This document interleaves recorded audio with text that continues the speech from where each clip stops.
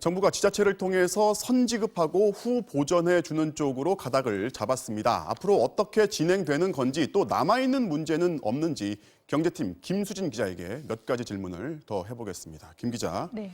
정부가 일단 취약계층 지원을 결심을 네. 했는데 일단 지자체가 먼저 주면은 정부가 나중에 갚아주겠다 이런 거잖아요. 네, 정부가 나서려면은 추경 예산을 다시 짜야 하잖아요. 그렇죠. 예산을 짜고 국회를 통과하기까지 시간이 좀 걸립니다.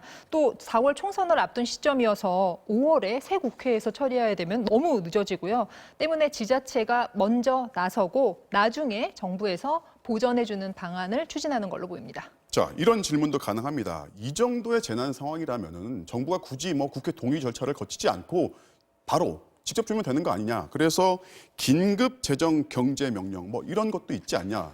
네, 국회 의결 절차 안 거치고 바로 정부가 집행하는 비상수단이 긴급 재정 경제 명령인데요. 네. 헌법 제76조에 명시된 대통령의 권한입니다. 네.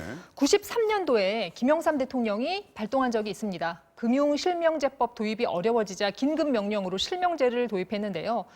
헌법은 긴급명령 발동 요건을 천재지변이나 중대한 경제상의 위기가 있어야 하고 국회 소집을 기다릴 여유가 없을 때로 제한하고 있습니다.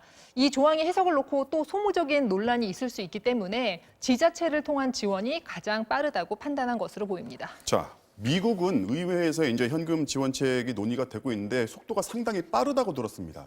네, 트럼프 대통령이 현금 지원 방안을 밝히고 바로 공화당이 법안을 마련을 했는데요. 네. 그래픽 보면서 설명을 드리면요. 연소득이 9만 9천 달러, 그러니까 우리나라 돈으로 연봉이 1억 2,500만 원이 넘는 고소득자를 제외한 전 미국 국민이 대상입니다.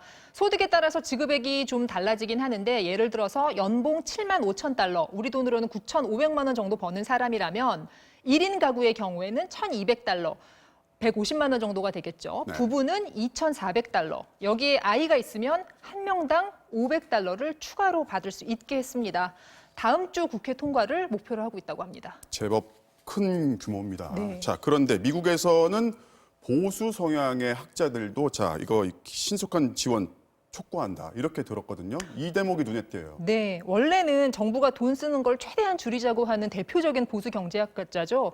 하버드 대학교의 그레고리 맨큐 교수도 도움이 필요한 사람을 다 가려내기가 어렵다면 모든 국민에게 가능한 한 빨리 속도를 강조했는데요. 네. 1,000달러씩을 줘야 된다고 했고요. 노벨 경제학자 수상자인 크루그먼도 빨리 경제를 살리려면 사람들 손에 현금을 쥐어줘야 한다고 촉구했습니다. 미국에서는 2008년 금융위기 때도 경기를 살리기 위해서 현금 지급을 한 적이 있고요. 지금 우리의 경우는 경기 침체도 문제지만 특히 취약계층이 생존을 걱정할 만큼 심각한 비상 상황이라는 점을 염두에 둬야 할 것 같습니다. 네, 잘 들었습니다. 지금까지 경제팀 김수진 기자였습니다.